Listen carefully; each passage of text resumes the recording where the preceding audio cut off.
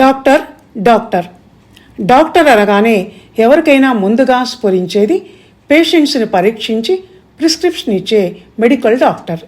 కానీ అది కాక మరో డాక్టరేట్ కూడా ఉందని అందరికీ తెలుసు. కానీ తెలియని వాళ్ళు 1-2% ఉండి ఉంటారని వాళ్ళ కోసం చెప్తున్నాను. అది ఆర్ట్స్ అండ్ సైన్స్ సబ్జెక్టులకు సంబంధించిన PhD పట్టా. మెడిసిన్లో చేసే రీసెర్చ్ని MD లేక MS అంటారు. అది అలా ఉంచితే లోగడ PhDకి ముందు MPhil అని 1 year కాల పరిమితిలో చేసే మినీ రీసెర్చ్ ఒకటి ఉండేది. అది ఇప్పుడు లేదు.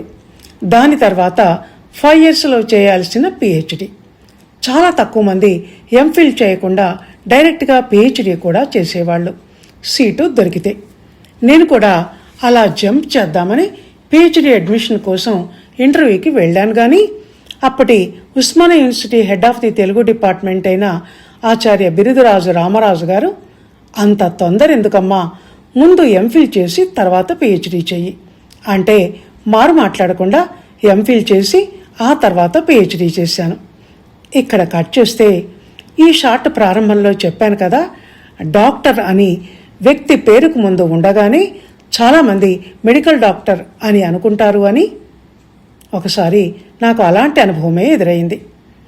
నేను ఒక సర్జరీ నిమిత్తమై ఒక కార్పొరేట్ హాస్పిటల్లో ఒకరోజు ముందు అడ్మిట్ అయితే నా రూమ్కి విజిట్కి వచ్చిన ఒక డాక్టర్, కొంతమంది నర్సులు, టెక్నీషియన్లు మీరు డాక్టరా, ఏ డాక్టరు అని అడగటం మొదలుపెట్టారు.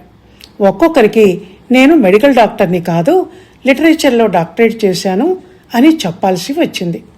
అప్పుడు అనిపించింది మెడికల్ డాక్టర్, PhD డాక్టర్ అని స్పష్టంగా తెలిసేలా రెండింటికి ఏదైనా చిన్న డిఫరెన్స్ డాక్టర్ పట్టాలో ఉంటే బాగుండేది అని.